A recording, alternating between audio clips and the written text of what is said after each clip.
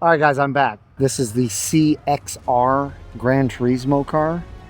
It would have been really, really cool for them to have brought it, but what they did bring instead is the CX.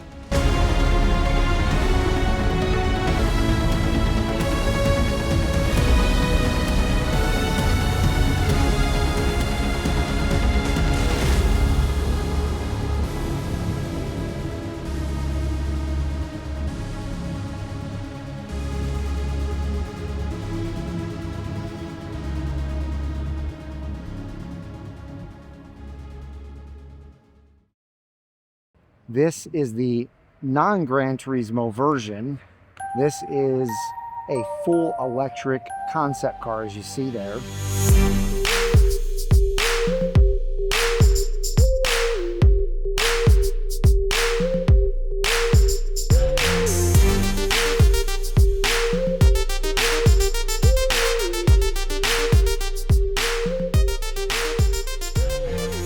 I know a lot of you are going to say, hey, I already saw this. You showed it to us at the Quail event in Monterey.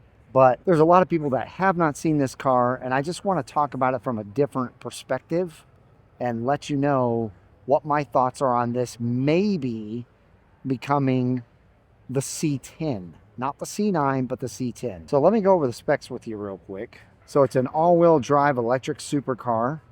It has 2,000 horsepower with 4 motors, 1 per wheel, with torque vectoring and for added grip, a vacuum fan system, active aero, and direct air over and through open channel bodywork to create massive downforce.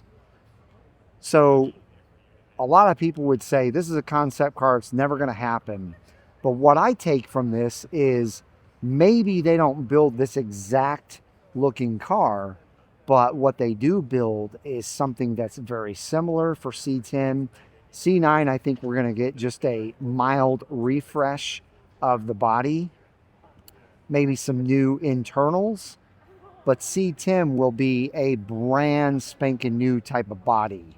And what I would say that they could do is they could actually use some of these features in the C10. If you notice, both the front and rear fenders are giant. It kind of reminds me of the front of a C3. And I like that. But the rear also has a huge arching hump back here that I like as well.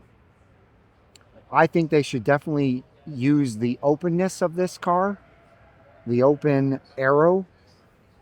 As you can see, I think they should definitely go with a carbon fiber monocoque like this has. And you guys know I've been talking about active aero for a long time. Why not come up with active aero for Corvette? They've had active aero for all these other manufacturers for a long time. Even in the early 2000s, they had active aero. Even Clarence has active aero on his ball cap right there. Yeah. Seriously though, back in the early 2000s, Dodge, Chrysler had active aero on a $15,000, $20,000 car. So I really do think that this CX could become what the C10 is. Not exactly, but very similar in a lot of ways. So you let me know what your thoughts are on that. I am curious to know what you think, if Chevy would ever do something like that. If not, that's fine. I'm sure we're gonna all enjoy what they do for the C10, but I think we would enjoy it a lot more if they made it look closer to that than not.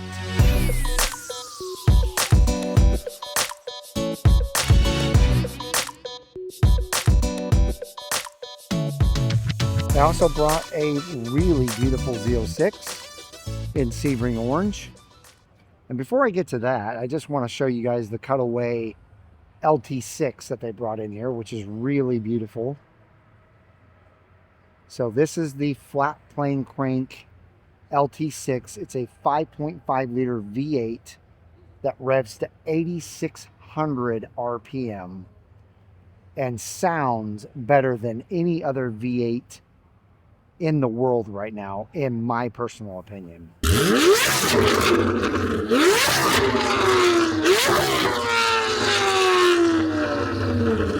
Puts out 670 horsepower, 460 foot-pounds of torque.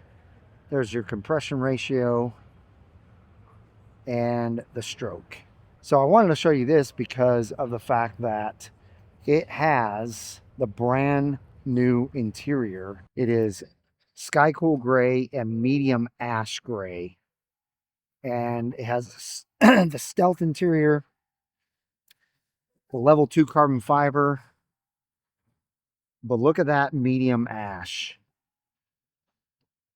That is one heck of a look. And, you know, with the stealth interior, those buttons there for your AC unit and heat are blacked out. I really like that look. So you got the beautiful orange stitching, the beautiful orange seat belts, the beautiful orange stitching on the steering wheel, the center line, the orange stitching on the front dash, on the doors. So they brought a beauty here, and it has the black tip exhaust as well. A lot of you out there are going to say you think that the Z06 is the best of the Corvettes that they've built so far as just like drivability, usability, the power, everything. And this next car, most of you probably know what this is, but it is the most beastly Corvette that Chevy has ever come out with, and it is the ZR1X.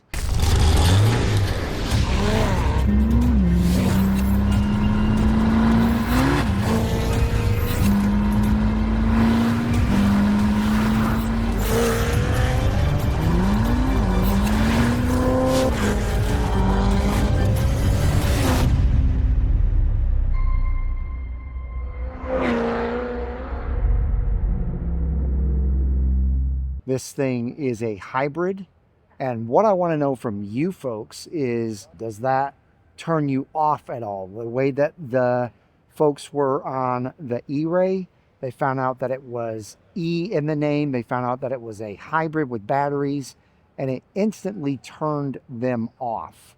So that's what I want to know about this car. But at the same time, you've got 1,250 horsepower with this car. An upfront motor of 186 horsepower, and the huge monster LT7 twin turbo V8 with 1,064 horsepower in the rear for a combined total of 1,250 horsepower. There you go. 233 miles per hour, under 9 seconds top or quarter mile. You got 6 piston calipers in the rear and 10 piston calipers in the front. It's a beast. It has a massive, massive rear wing. All the aero up front and on the side. And it has even aero on the front hood right here where air is diverted from down here and up and over that to create better aerodynamics and better downforce. So a total combine of 1,200 pounds of downforce. So this thing is quite the handling beast. Even though it's heavy, it's about 4,100 pounds. It still is really, really good on the corners because there's the Nürburgring and there's its time on the Nürburgring.